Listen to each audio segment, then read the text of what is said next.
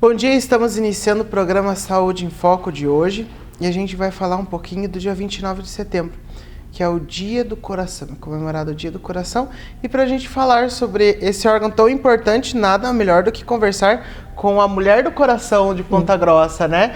A doutora Liliana Pilati. Doutora, seja bem-vinda, é um prazer sempre ter você aqui. Eu que agradeço, você sabe que é sempre um prazer vir aos seus programas e fazer todas as lives que você me pede, porque você é um profissional maravilhoso. Muito obrigado. Doutora, você tem um amor muito grande pelo coração, né? Cardiologista, cuida desse órgão tão importante. O que significa esse dia 29 de setembro? Um dia para a gente relembrar e pensar em cuidar muito bem do nosso coração.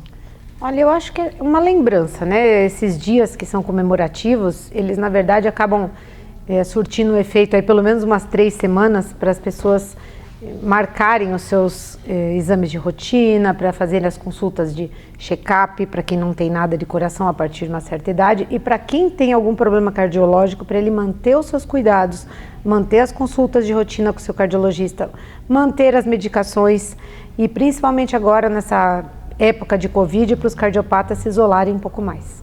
Ótimo. Doutora, esse check-up, né? A partir de que idade eu preciso cuidar mais do meu coração se eu não apresento nenhum sintoma, nenhuma hipertensão, nada? Eu acho que para as mulheres a partir de 50 anos e para os homens se eles não tiverem nenhum fator de risco, não tiverem obesidade, se não tiverem nada, eu acho que também a partir dos 45 anos de idade.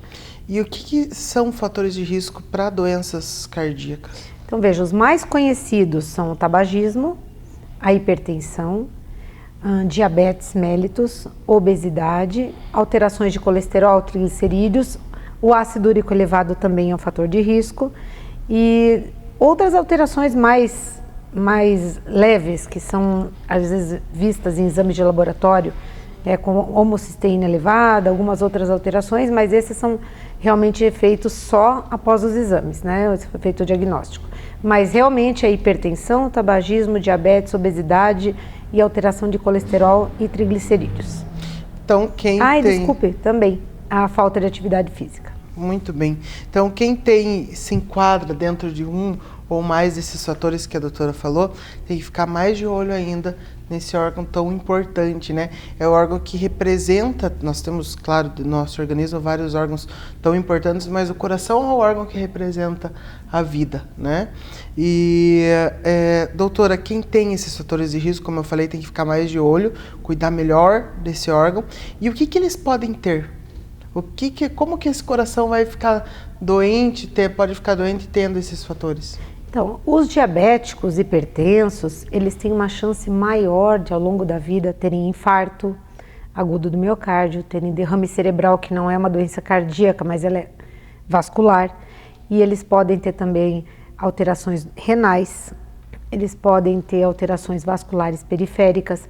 Então, na verdade, é um conjunto de doenças do aparelho cardiovascular. Então, o principal para nós realmente é evolução para infarto agudo e evolução para insuficiência cardíaca, principalmente nos diabéticos, que com o tempo, se eles não são bem controlados, eles evoluem para uma disfunção cardíaca, às vezes uma dilatação do coração e com sinais, sintomas de disfunção do coração mesmo. Então, eu acho que a gente tem que cuidar muito bem desses fatores de risco, acompanhar os pacientes, controlar todas as doenças, as alterações para evitar um futuro, às vezes próximo, que esse paciente desenvolva realmente um infarto, uma angina, um derrame cerebral, porque realmente está tudo misturado. Quando se fala, né, das doenças do coração, enfim, logo se remete à pessoa com mais idade. E a gente percebe que hoje a gente vê muitas pessoas jovens também com problemas cardíacos, né? Porque agora, veja, o jovem de hoje, ele está mais obeso, tem mais peso, ele fuma mais, ele tem mais diabetes, às vezes pela própria obesidade, ele faz menos atividade física, ele tem mais hipertensão, então ele tem mais fatores de risco do que antes. Então agora a doença cardíaca ela está ficando mais precoce por causa desses fatores de risco todos. Muito bem. Doutora, logo que iniciou a pandemia, quando falaram os pacientes que eram mais perigosos a apresentar a Covid de forma grave, cardiopatas estão entre eles, né? O porquê disso? Então, ninguém sabe muito bem o porquê, parece ter uma ligação aí dos hipertensos, tal, com uma enzima conversora de angiotensina, que tem uma maior expressão nesses pacientes e o vírus se utiliza dela para se replicar mais. Isso é tudo, assim, tudo está sendo feito estudos, né? Então, estão sendo feitos estudos e o que a gente vê é que jovens obesos evoluem mal após o contágio, hipertensos e com coração mais fraco também evoluem mal, e como os jovens de hoje estão realmente com mais obesidade, o que a gente tem visto, quase todos os jovens internados com uma Covid mais grave, quase todos são obesos. Muito bem, doutora, a gente fez uma live a respeito desse tema também, que a gente vai puxar agora um pouquinho aqui para o nosso programa de hoje, nas complicações cardíacas voltadas à Covid-19. Quais são essas complicações? Então, a Covid-19 ela é uma doença, no início é uma doença que parece um quadro gripal, mas com o passar dos dias ela se transforma numa doença inflamatória e trombogênica, quer dizer, ela faz coágulos, né? Então, essa inflamação que o vírus provoca, ela não inflama só o pulmão. Às vezes a pessoa chega com falta de ar pela Covid e acha que realmente o comprometimento é só pulmonar. Mas o vírus do SARS-CoV-2, ele provoca uma injúria direta no coração. Então, ele pode fazer uma miocardite nesses pacientes, ele pode ocasionar uma miocardite até fulminante, com uma disfunção cardíaca grave, mas esses são os pacientes que evoluíram para a forma mais grave, né? E ele pode provocar também uma pericardite, que é uma inflamação daquela capinha do coração, que é uma doença que cursa com a forma moderada grave e costuma dar bastante dor torácica. E há pacientes também que evoluem para infarto agudo do miocárdio. Então, às vezes o paciente foi atendido com Covid, foi mandado embora para casa e ele volta com infarto agudo. Ou seja, ele fez um coágulo grande numa artéria do coração e fechou essa artéria e desenvolveu o infarto. Isso também ocorre com artérias periféricas também, né? Com enxertos vasculares, com artérias da perna, também ocorre. Então, as complicações cardíacas da SARS-CoV, elas são imunotrombóticas.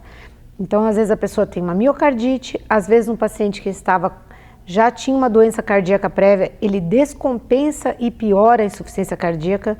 Então, às vezes há uma mistura no paciente internado da inflamação pelo SARS-CoV, pela injúria direta, com uma descompensação, inclusive com redução da função do coração durante a doença moderada grave. Isso a gente viu até nos nossos internados ali, que eles tiveram insuficiência cardíaca junto com a inflamação cardíaca, até com ecocardiograma mostrando uma diminuição da função do coração e depois, com tratamento, uma melhora da função do coração. Então, essas são as complicações mais agudas, né? Então, ele pode fazer uma miocardite, que é uma inflamação do músculo do coração. Então, a miocardite pode ser leve, pode ser moderada, pode ser severa e acontece tanto pela injúria direta do vírus no miocárdio, quanto pela inflamação que esse vírus promove, que acontece no corpo todo, inclusive no coração. Se eu fui contaminado, desenvolvi a Covid, depois que eu me recuperei, enfim, eu preciso procurar um cardiologista?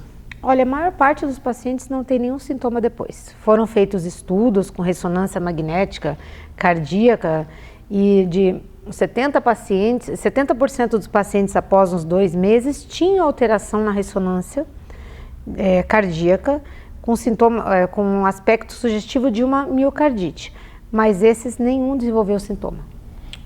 Foi uma coisa tardia, então eu acho que não tem que ter uma preocupação grande com isso, a não ser os que desenvolveram realmente uma forma mais grave, que desenvolveram insuficiência cardíaca na internação e os que apresentam sintomas. Se após 1 mês a pessoa tiver um sintoma de dor torácica mais intensa, eu acho que vale a pena ela procurar o cardiologista.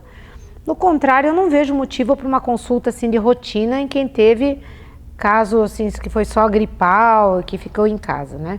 Agora, se a pessoa quiser fazer atividade física intensa e teve pelo menos uma Covid moderada, aí eu acho que vale a pena, antes de voltar para atividade física intensa, fazer uma consulta com o cardiologista. Muito bem, nós vamos para um rápido intervalo então e já voltamos falando mais sobre o coração e aí as complicações em relação à Covid-19.